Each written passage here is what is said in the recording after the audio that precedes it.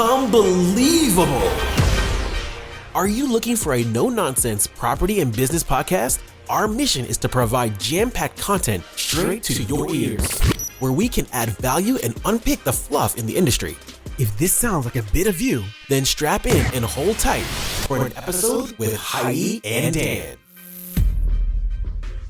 Hi, and welcome to another episode of the Unbelievable Property Podcast with Dan Cooper and Heidi. We have a special guest today, Paul Stapleton. So Paul is a property entrepreneur, mentor, and does various public speaking events across the United Kingdom. So we are welcome to have Paul on, and what we're going to do is share some insight and get lots of value from Paul. So hello, Paul. Welcome. Thanks, guys. Thanks for having me. Good to meet you all.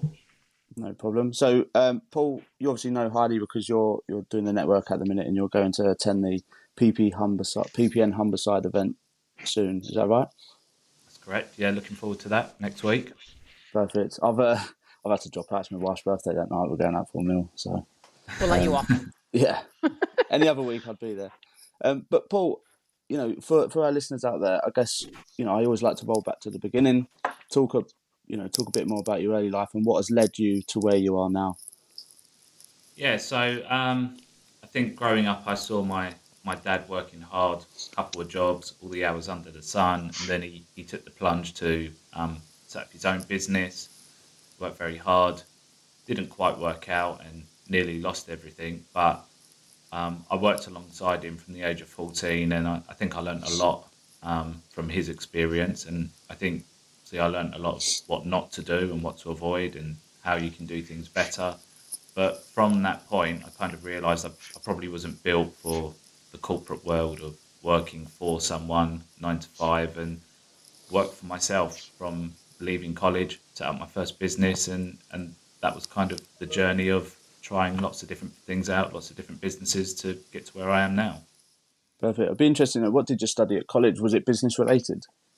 No, it was graphic design, art, that kind of thing. So I really wanted to go down the graphic design route. I set my first business up, did all of the artwork for local companies, went and did some freelance work for some big kind of sign writing companies in the local area, and then realised there's no money in this and I just want to earn money. So that led me into exploring the industry of sales.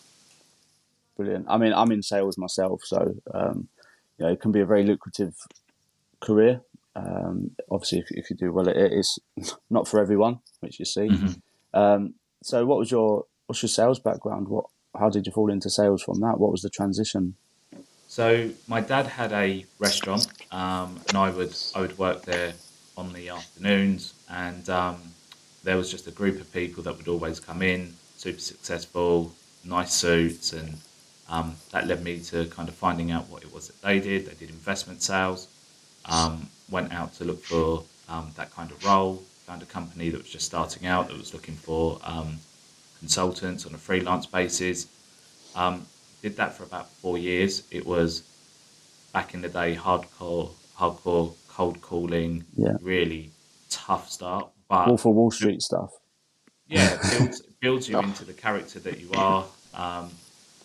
For every yes, you had 100 no's and F-offs, and it gave me the skills. I learned a lot from there, got the buzz for sales, educated myself fully for a 2-year period in personal development and sales, and I set up my sales training business and would then be on the circuit of mentoring other businesses.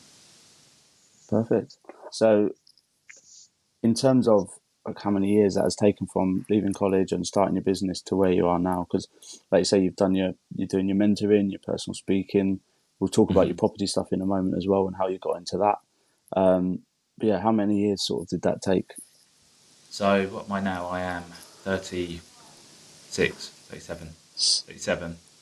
Got your age then. Yeah, I know. I think I'm deliberately trying to forget it. Yeah.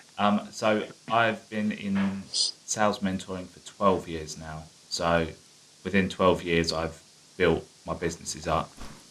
So no overnight success, but it's lots of learning curves, businesses that have done well, businesses that haven't, and just continue growing, right? We just don't give up. Yeah. Just to ask, because you've had multiple businesses, what do you think has made it, like, some of them the most successful? Is it JV partners? Is it a certain business that you've entered? I would say JV partners have been the downfall of most of those businesses. So working with people who I aspired to be like, who I could learn from, was probably the biggest mistake I made. I think it's great to work alongside them, but going into business with them, I had two businesses with two people that I looked up to, and they always, even though it's a 50-50 partnership, they always felt like they were kind of Mm. there, they had more importance, and you were always the one doing a lot more of the legwork. And yeah, both of those relationships went south. But I learned a lot from that, and I learned just, you know what, I'm doing most of it myself. I might as well just go for it and just go solo. And how did that impact you and the business itself? Was it a turbulent time? Did it have an impact on revenue and clients, or was it a Yeah, case of, right, let's cut our losses, go our separate ways? that's exactly what I did. So it was kind of like, if you've got cancer, you cut it out, right? So I walked away from money and all of that stress and just thought I could spend a lot of time arguing and fighting to get what I think I deserve and still end up with nothing at the end of it, and completely ruined my mindset and my motivation and everything. Or I could put the same amount of time in but build something that was for me and make it a success. And the thing is, it's kind of like working for someone. If you're constantly making somebody else money, you're less motivated to excelling it. But if you're doing it for yourself and all the money's coming to you, then you're going to be motivated to make it even more of a success. So it was the best thing that I did. And luckily at that time, it's when the bounce back loans were being Mm. brought in. So we started really low risk with a bounce back loan, and obviously paid it back in the first year and did really, really well from it. Perfect. And I think, just talking on the bounce back loans, like, there's been a lot of controversy over them. People advise, there's been people in the property industry who have, advised people to set up a business and then close it down, once Yeah, they've received the bounce back loan. But I think, it's also helped a lot of people. And like yourself, you've paid it back, but then you've also benefited. That has then fortunately created opportunities for various other people as well.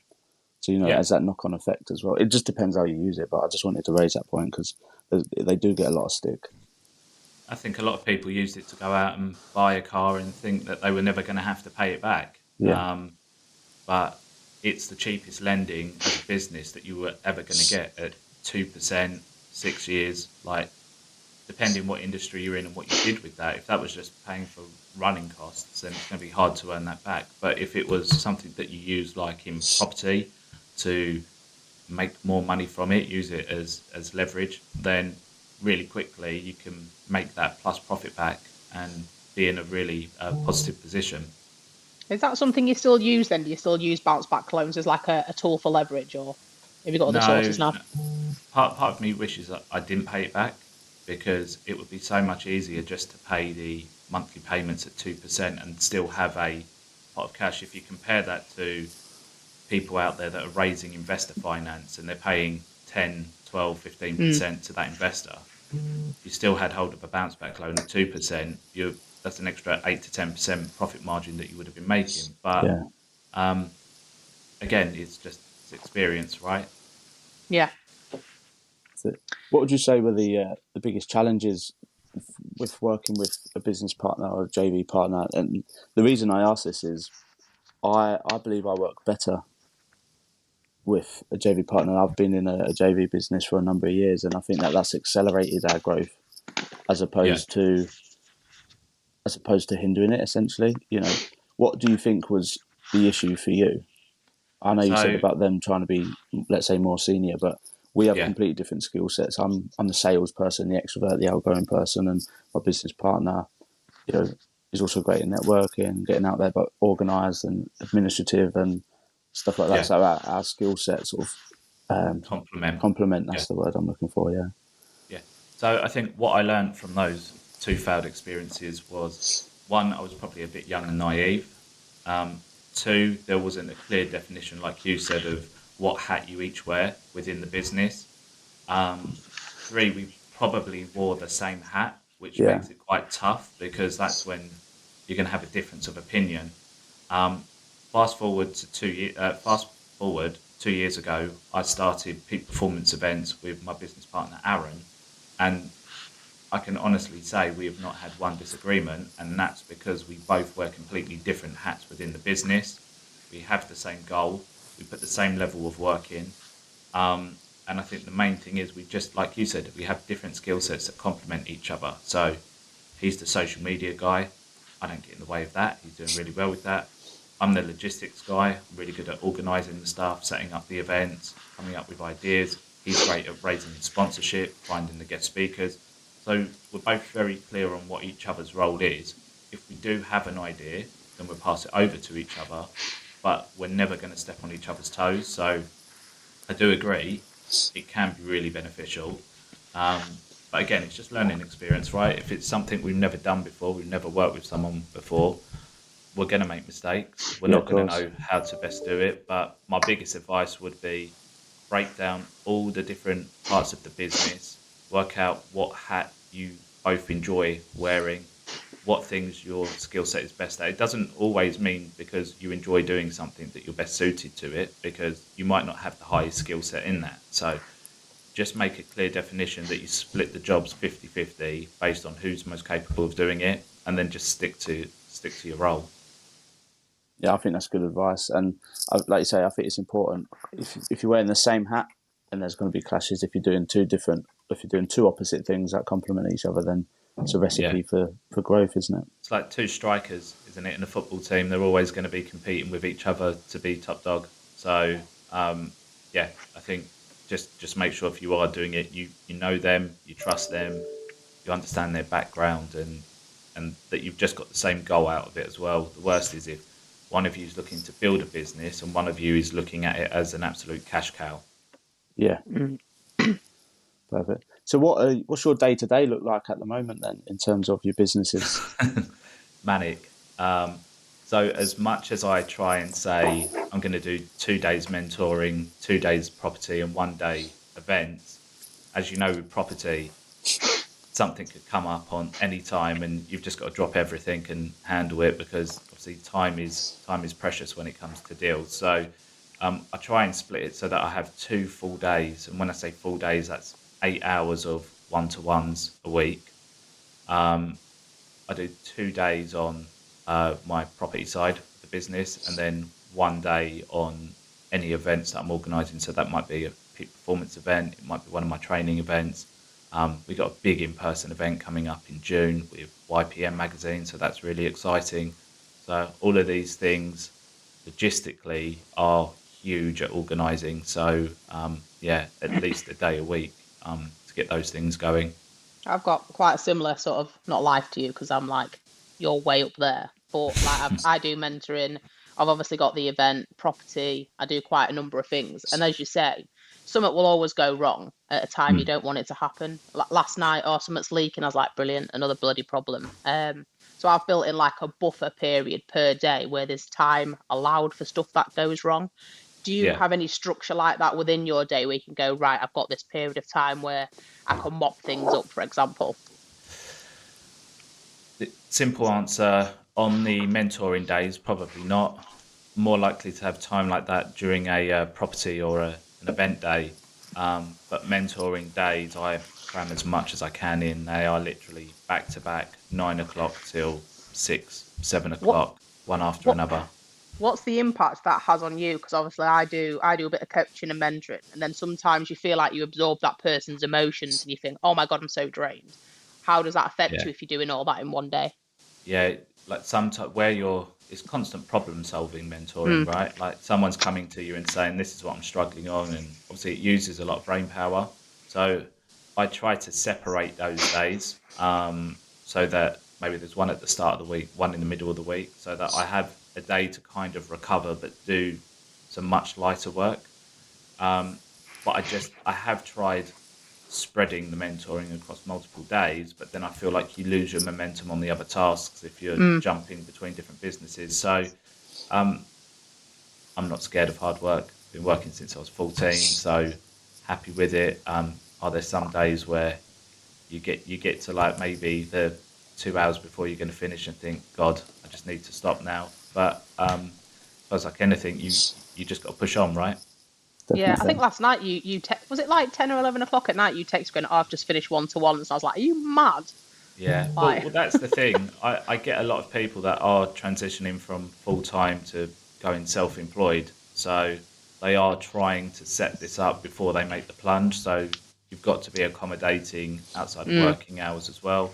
But if I know that I'm doing that, then I won't do as many hours during the day. So I think I stopped at 3 o'clock yesterday, went and watched my kids play football and netball, and then started again at 6. So again, it's not a full day of it. You can break the day up. mm. Perfect.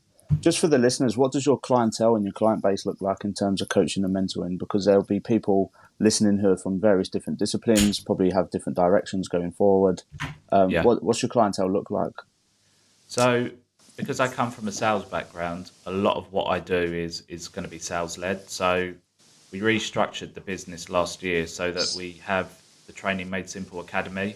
So that incorporates the 3 academies that I have. So I have sales training made simple, have property training made simple, and I have social media made simple.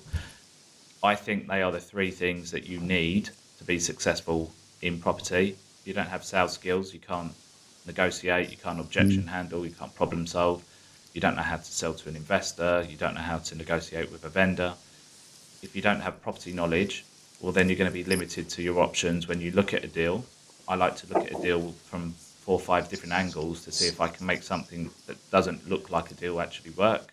And then social media, if you're not on social media, how is anyone ever going to know who you are, what you do, and how you can work together? And social media is there for that validation. I was on a podcast the other day and we were talking about the importance of a website. I think a website is something that you created 2-3 years ago that's never updated, but just sits there as validation. Yeah. If I want to find out about you guys, for instance, I wouldn't go on, let's say, Heidi, you said about the event, I wouldn't go on the PPM website to find out about the event. It's probably not updated. I'd go onto your social media and I'll be looking at your posts to see what you've been posting from last month's event. Does it look like the kind of event? And I kind of use that in everyday life now. I don't know, if I'm looking for a florist, if I'm looking for a cake maker for my kid's birthday, instead of going on a website, I go on social media. I want to see what they did last week, the week before. I want to see the videos of how they make them.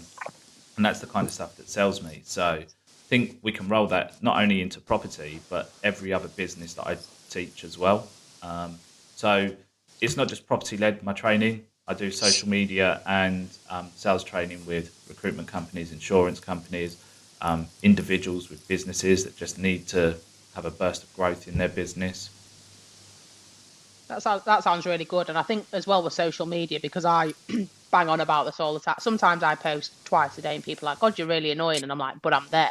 You know what I'm doing. And I think when people have such big gaps on the social media, questions are asked, especially with Yeah. like, if you want a service delivered, a cake or florist or whatever you like. Have you not made a cake for a while or have you not done this for a Yeah, while? And I think that's really important. it Yeah. is. And And you don't have to, like, people say, I don't have time to post every day. You do. Yeah. Well, the you can thing is, systemize it as well, can't you? Yeah. You can this use is it. platforms and set it up and do it on a Sunday night. And I've always thought This is about it. doing it, but I've never got On a round to day it. that I'm doing back to back one to ones, I physically would not have time to post that day because it is jump from one to another. But I run a challenge with YPN called the 28-day LinkedIn challenge. It's all about using LinkedIn to find investors, find direct to vendor deals, and build your brand up. And everyone says on there, but I just can't commit to 5 posts a week. And it's like, could you commit to 2 hours Sunday? And I said, I always call it the Strictly Come Dancing time because that's when my wife's watching Strictly and I'm on my laptop. And all I do is I plan my 5 days content, I create it, and then I go onto the platform and I schedule it. Doesn't matter if I'm busy Monday. Doesn't matter if I'm on a podcast now and my post should have gone out at 9 o'clock. It's automatically done. So if you can't spend the time posting every day, you can definitely sacrifice an hour or 2 hours one evening or even 1 hour, 2 evenings to schedule your posts. Do you use a particular software to do that, or like a I used person? to. Yeah, I used to. I used to use something called Sendable, and that's because the platforms didn't have that functionality. The thing with that is it really limited you on what you could put on there. So, for instance, like you couldn't schedule a video, you couldn't schedule a poll, you couldn't add music, you couldn't Yeah. tag people in. There's all these things. So it's literally a straightforward post with a picture and some text. Now, and you'd obviously have to pay for that as well. Now, the likes of, say, LinkedIn, you can schedule it on there. You can schedule a poll as of last December. That was something that you couldn't do. Instagram, you can schedule it, and you can also press the button so that it also posts it to Facebook straight away. So then you don't have to worry about Facebook. The only one you can't schedule yet is TikTok, but you can create and save as a draft. So you just manually go in there and just post it as and when you've set it up. But lots of people ask me, should I use the software? But you just don't get that same functionality as you do by doing it on the platform. And again, it's such a small sacrifice. Like, I'm sure there is one night in the week that you could sacrifice an hour, whether it's watching EastEnders or whatever stuff people like watching now. Just replace it. It will make such a difference to your business by being, like you said, consistent. People are saying you're annoying them, Heidi, but you're annoying them because you're always at the top of their feed. And one day you're going to post something that's going to resonate with them, and then they'll end up buying. So it's just one of those things. Just That's me a good moaning on thing. Facebook. It's how Yeah. I think it's how you you put the message out there. Obviously, if you're always doing call to actions, look at me, come to me, like learn it, people will get fed up of that. But if you're giving using content marketing, talk about free challenges and then how you overcome these challenges and these sort of assets, that's where people get the value from. Yeah, And that's why I enjoy doing podcasts, because with the podcast, you can take an hour's podcast and you can repurpose it. And look, you might get 5 or 6 really good 30-second clips out of that provide some real value to your audience. And you post one of those a week, that's 5 months worth of reels that you can post. You do a podcast a month. And again, it doesn't have to be an expensive setup for a podcast. What does ours cost us? It probably costs us about £800 a podcast, but that's a professional one. But you can still get the same level of content out on one of these. The quality's high when it's downloaded. You can still cut it out and put your captions on it. But with regards to content, call to actions all the time. People just think you're constantly selling. When we do our training, we have the 4 layers of content creation. So you need to be creating 4 different types of content every week. And if you can get more than one type of content in your post, then it works well. So you want relatable content. You want people to relate to you. They're warm to you. They want to buy from you. You want inspirational content. So talking about your journey. You want the entertainment value content, people getting to know maybe your personality, that kind of thing. And then you want the educational content as well. Sometimes they cross over. So you might do something that's educational and inspirational. You might do a post about your story, your bio, which might cover all 4. So you want to be hitting those different layers so that you're reaching out to all the different types of people on your socials as well. No, this is a good point. And like you say, I think it's the different types of content and mixes it up. And like you say, getting the personality. Some people, it's a very big thing for some people to post on social media. Now I remember doing my first ever live, and I'm quite a confident person anyway. But then going out to social media, I'm more conscious of what I post on social media than how I behave in any social situation. You should see him as well. You should see him in social. Yeah, exactly. Yeah, some people just down think, the pub. fucking hell, not done. Not that Cockney damn. Yeah, but then, like I said, I don't often care what people think about me, but there's still something that should I post that on social media? Do you know what I mean? Yeah.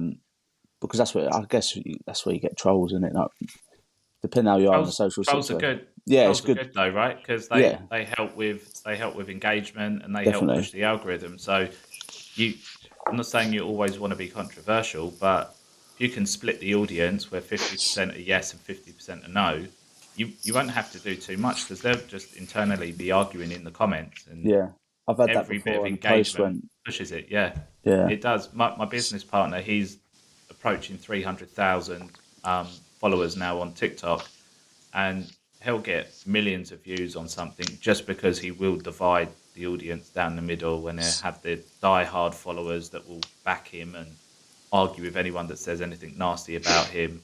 And if it goes quiet, then he just goes back in the comments with a big wooden spoon and just stirs the pot again and gets more engagement. And his top video at the moment's hit about 16 million. So Nice.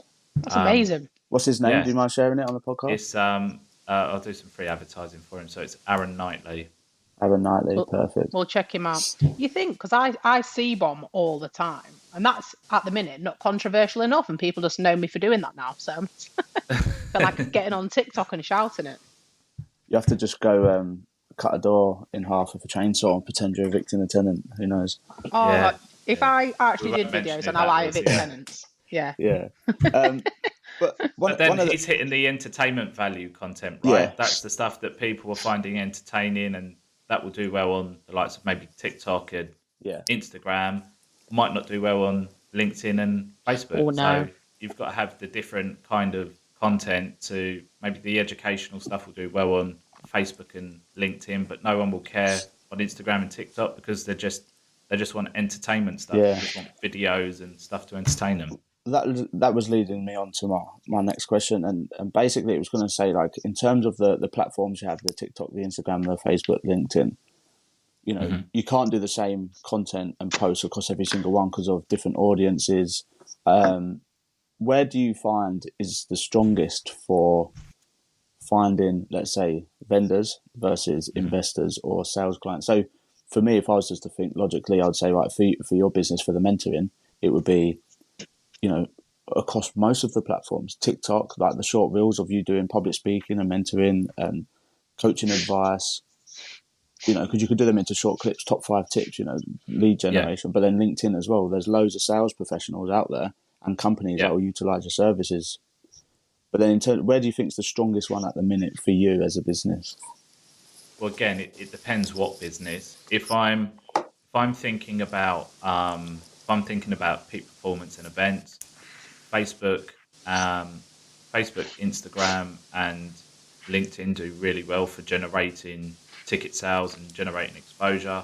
But then if I think about Aaron, my business partner, he makes a ton of ticket sales because he's constantly doing lives on TikTok.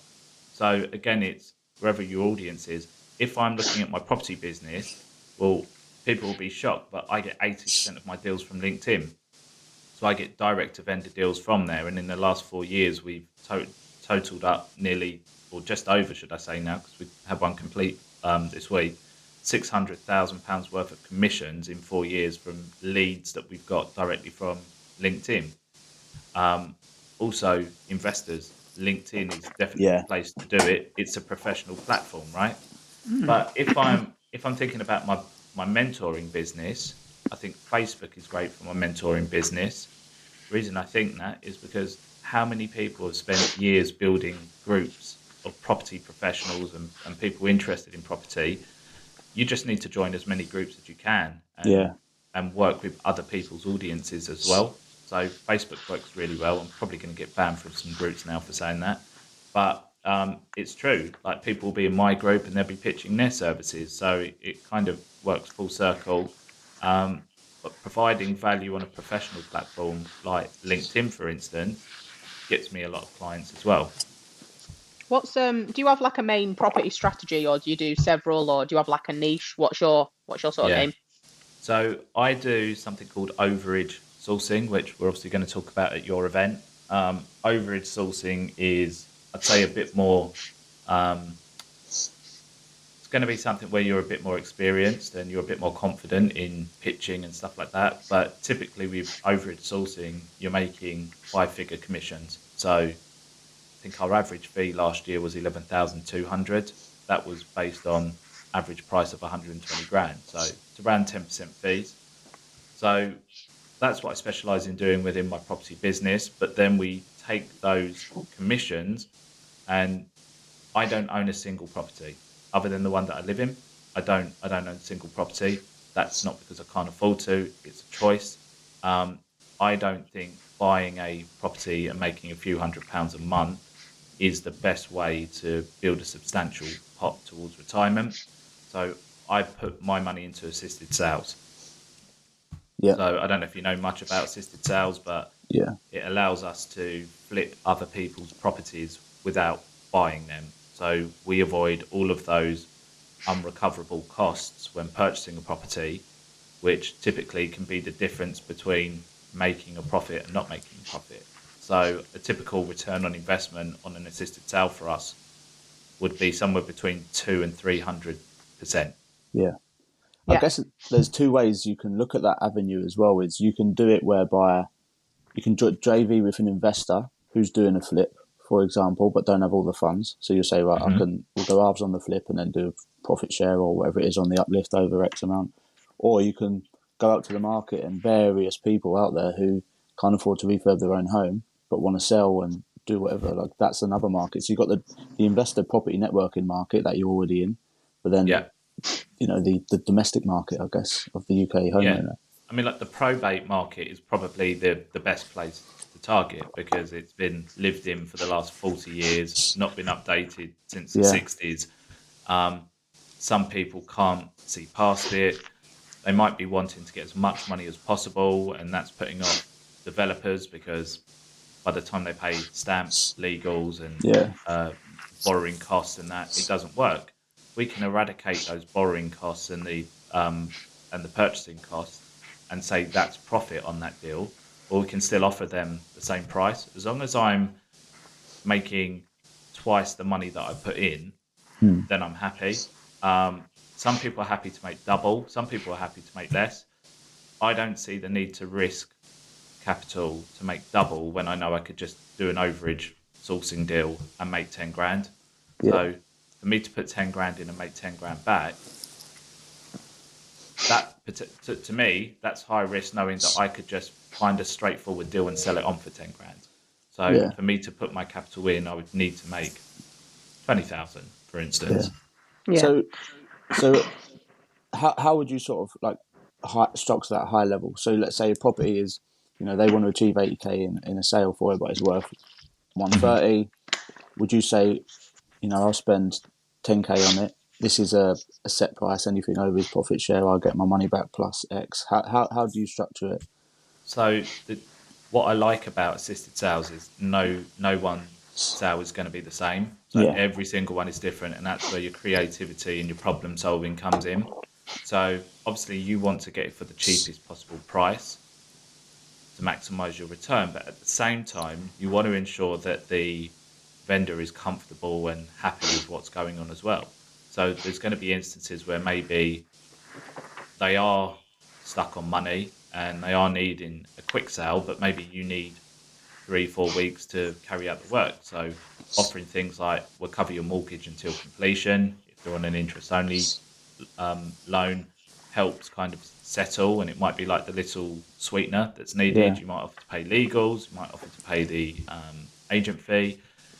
Rarely would I ever offer a profit share because I just think if you don't have anything to add to the deal, you shouldn't be entitled to making any of the profit. I'm taking all the risk because the risk that we take is that we do the works and that potentially the actual property doesn't sell, right? And yeah, we come out of our contract. So there's a lot of risk on us. So for us to put 10,000 in, you're going to have to ensure that the risk over reward is in our favour. yeah, But yeah, every deal's different, and some deals just need absolutely minor things. I never spend more than 10 grand.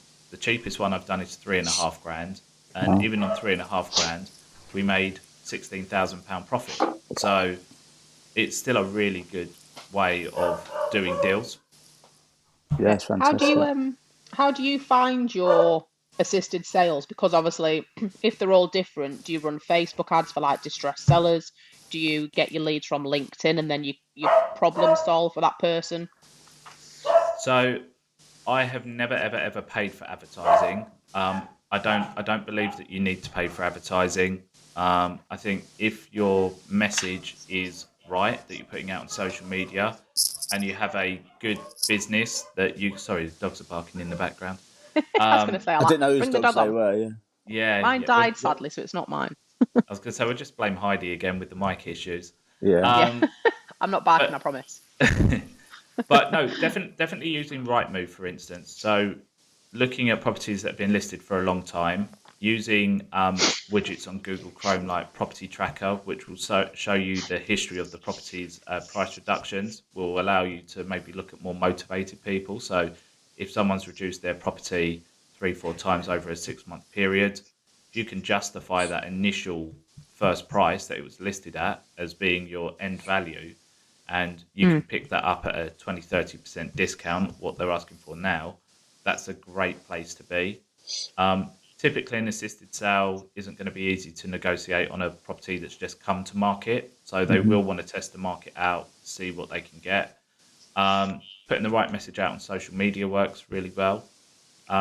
But building relationships up with estate agents, I think, is the main thing. You don't always want to be out there looking for deals. You want to be in a position where I would say I got to 2 years ago, where now it's just a case you've proved yourself, you've got a name, people will just send you the information, and you don't have to physically go out and source deals. Yeah. I think that's great.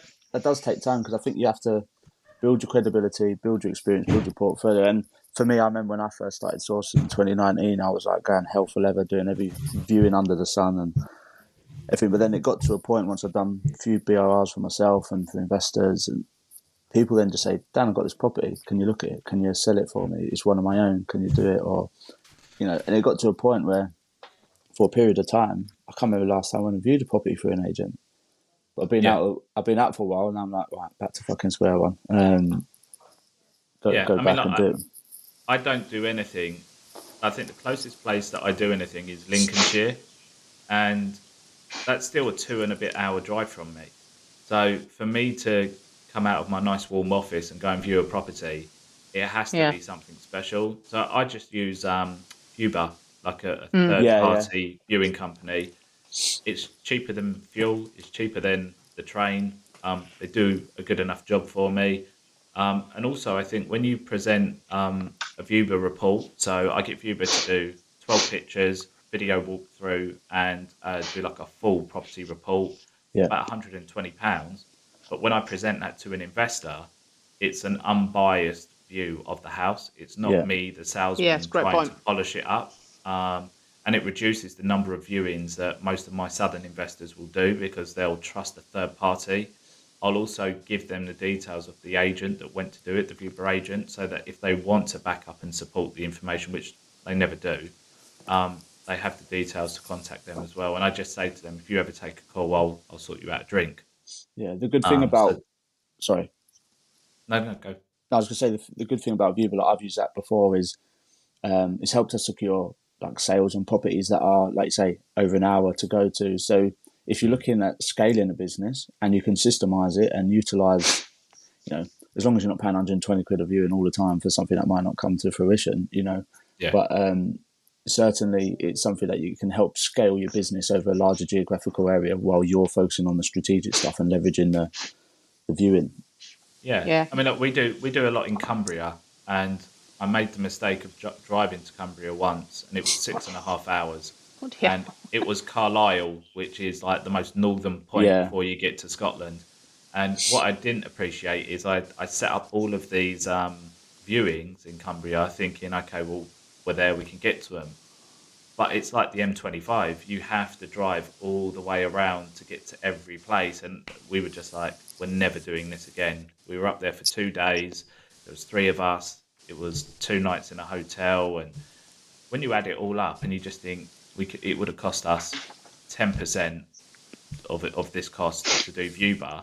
And also it's time out of the office, right? It's what you could have done with that time, which is the most valuable thing, like whether it's more mentoring, finding more deals. So when people say like, oh, I want to source on my doorstep because it's convenient, I think that mindset is what's going to stop you from ever being successful, because what's convenient for you isn't necessarily what works for the investor. You have to work around the investor and ensure that you find what they're looking for, because that's what pays the bills, right? Not convenience for you. Yeah.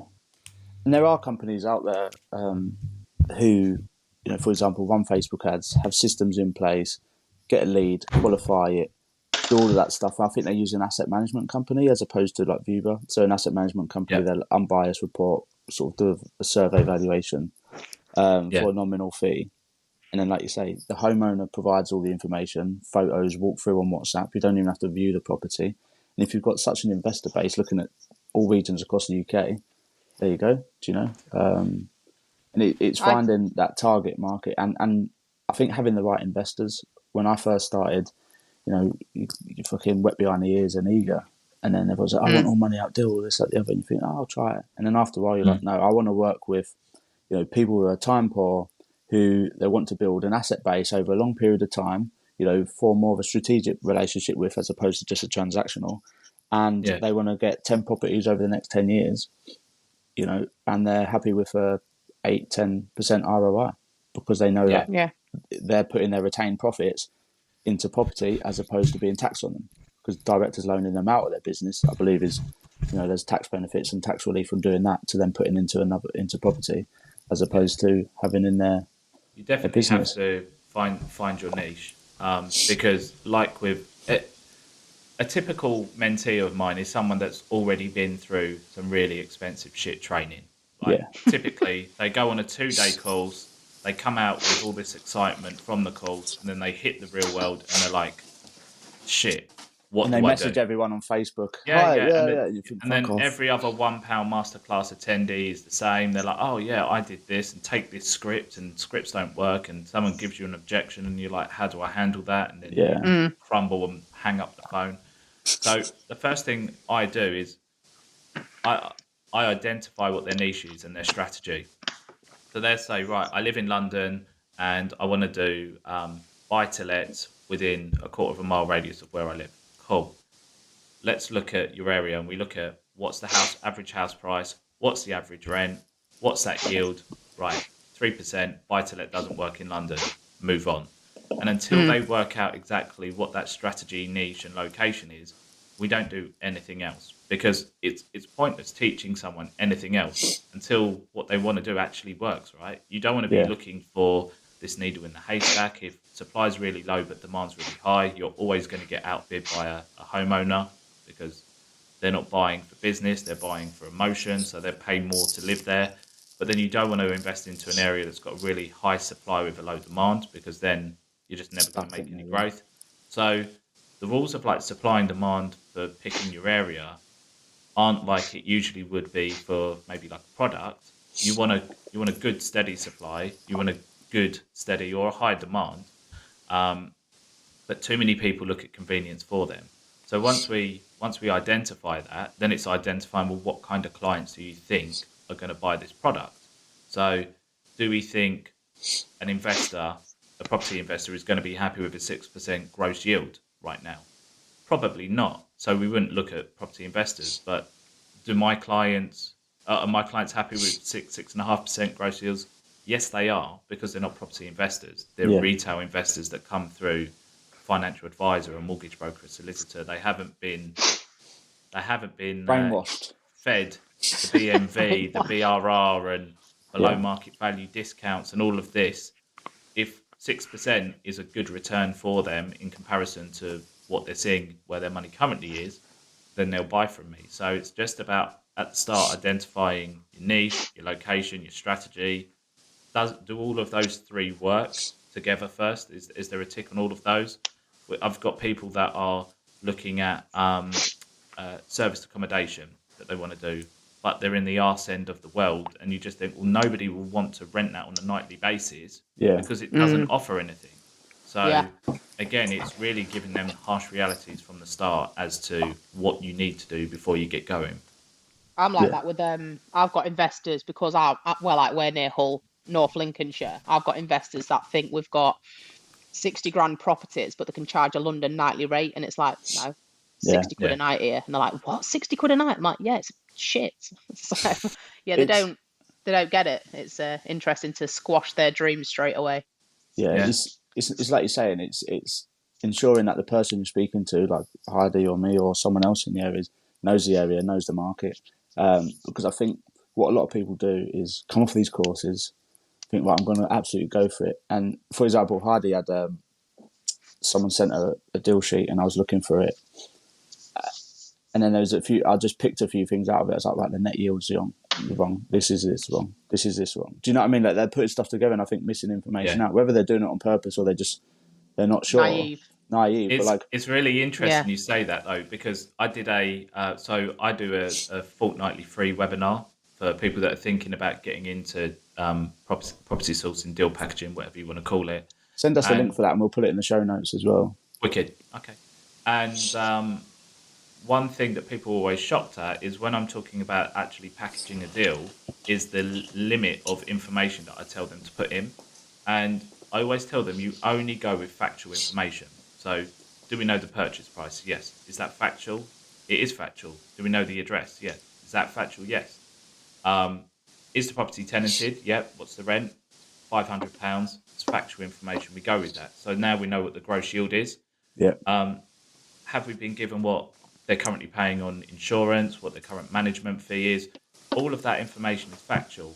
Outside of that, information on what it's going to cost to refurb, what the NGDV is, what we think their mortgage broker will charge, what we think the lender arrangement fee will be, the solicitor fees, like all these things we have no control over. We don't know if Heidi's going to be able to get 6% interest mortgage, or Dan might have bad credit and he can only get 9%. Heidi might get away with putting 25% in, but Dan might have to put 40% in with that lender. So to start suggesting what the net is and the return on investment, like you said, actually makes you look less credible. So what I recommend to my mentees is go onto Google, download a free return on investment calculator that's done in Excel, brand it up so it's got all your branding in, and for every deal, create one that has the factual information in, and then highlight the areas that they need to fill in. So go speak to your mortgage broker, find out what their fee is, find out what the arrangement fee is on the lending, find out what loan to value you're getting, put that in. Speak to your solicitor, find out what that is. Speak to a local agent. And what they will get is the true return on investment specific to them. And the problem with not doing it that way is I could either be underselling to Heidi because she can get better rates than I'm suggesting, or I might be overselling to Dan because Dan can't secure those rates. So I think it's really important not to make it sound really simple with stacking deals. If we've got to do an estimated GDV, get 3 builders to do a quote and provide all 3, and it's up to you if you go with 10, 15 or 20 grand. Like if you want to roll with the middle one, that's down to you. If you want to be a pessimist and go with 20 grand, that's fine. If you want to be an optimist and go with 10 grand, well, you can do that as well. And it's the same with the end value, for instance. Get 3 valuations from an agent. If it's not tenanted, get 3 valuations from a letting agent. And just provide that information and let them make up their mind. And it also takes the liability off of you as well, because like you said the information was wrong. Well, if Heidi went to buy that, and when she bought that property and went to rent it out and it was £100 less rent and the GDV was 10 grand less than you thought, that's when sources start to get in trouble, because that's when people start getting the redress scheme in, and they want to say you've missold them. So I would always say do yourself a favour. Less is more, and coming from a sales background, the less you give someone, the more they will come back to you and ask you questions. Once you get in that conversation of questions on the property, then you're able to sell that deal a bit easier as well. Yeah, I think it's important. I think what I used to do was overcomplicate it and have everything in there, and I've always been conservative, and they've always outperformed, because I've always like, right, I reckon it can do 525, but I'm going to do 495, or you know, I reckon all the comparables are saying 85, 90, so I'll do 80, 85. And then, you know, if you work it out on that. But the thing is, the market's dynamic, it always changes. But then I started to, when I first send across deals, it's like you say, the factual information. And then they can input their own figures. Most people nowadays can work out the return on investment, work out what their mortgage is going to be when they have these conversations.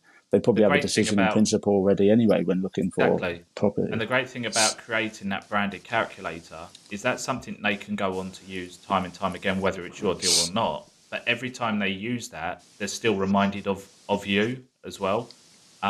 And I've had it before where one of my mentees came back to me and he said, you know what, this calculator is actually a lead generator, because one of my investors has been sharing it with his investor friends because they don't have one, and now they're getting in contact with me to find them properties.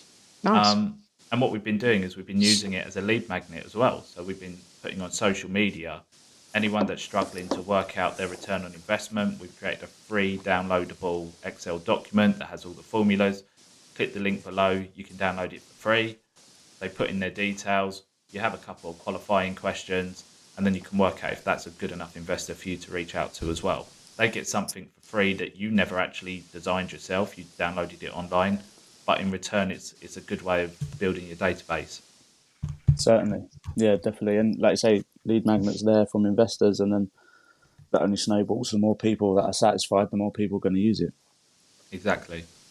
Yeah, definitely. I was going to ask you, Paul, because obviously I wrongly assumed you was investing in property, as we all assume property investors do. What's the sort of next steps for you in the future? What are you aiming for? I'm not going to say what's your 12-month goals, what's your 5-year goals, but like, Yeah. what's next for you? So, firstly, what you just said, that always makes me laugh, because we have this misconception that if you have property investor, you have to own a property. But if you invest any money into a property like an assisted sale, you're still a property investor. And it's funny because everyone does assume you're going to have a big portfolio if you Yeah. brand yourself as a property investor.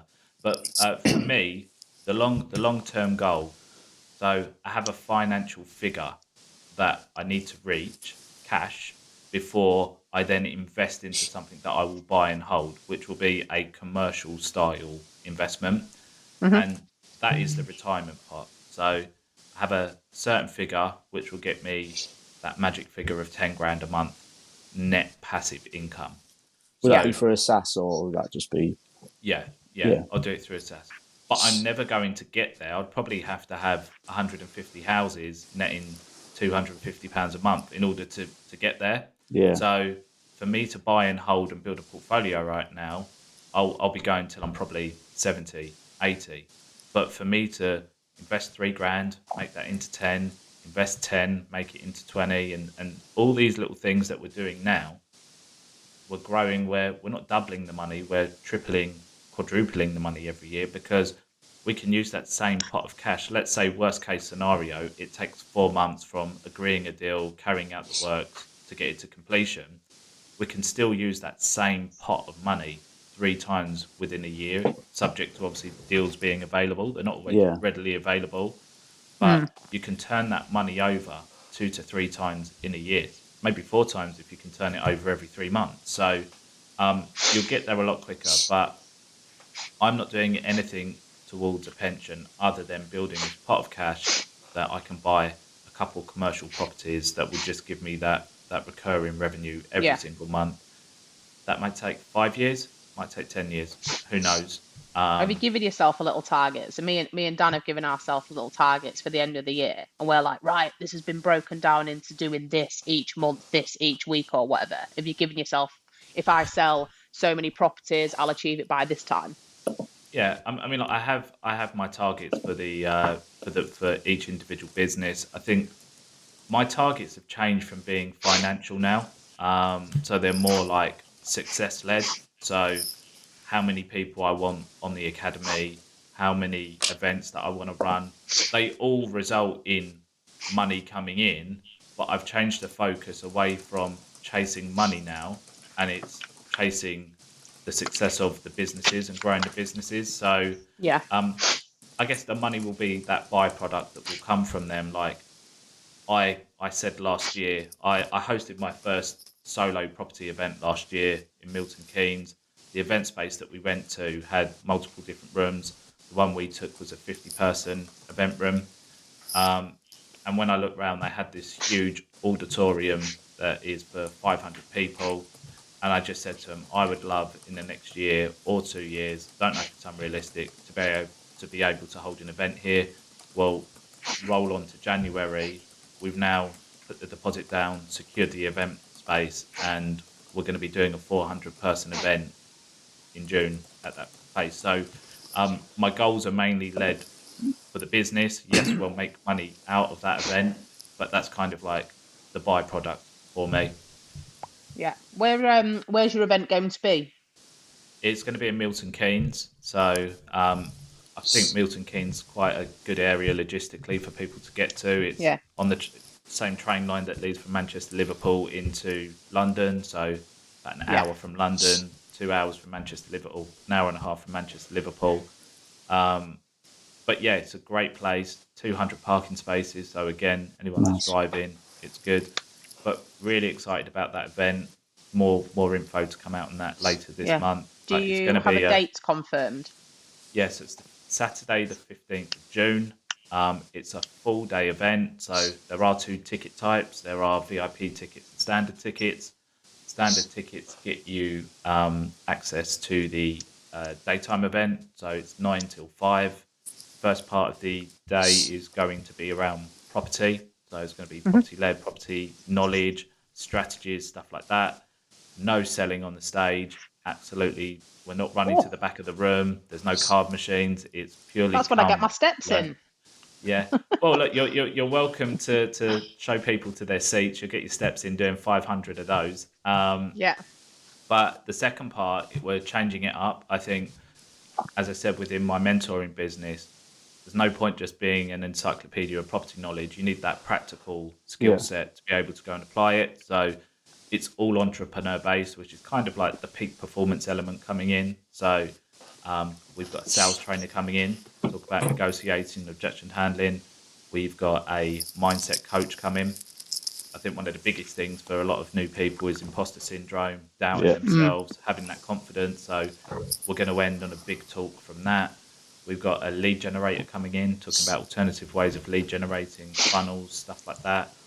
And we are looking for somebody else who would be very special if we can get them to come in and do a big talk. So it's going to be a really good day. Lots of sponsor stands around the edge. So loads of property related services for people to benefit from, such as mortgage brokers, solicitors, property filter are going to be there. So there's going to be lots and lots of things.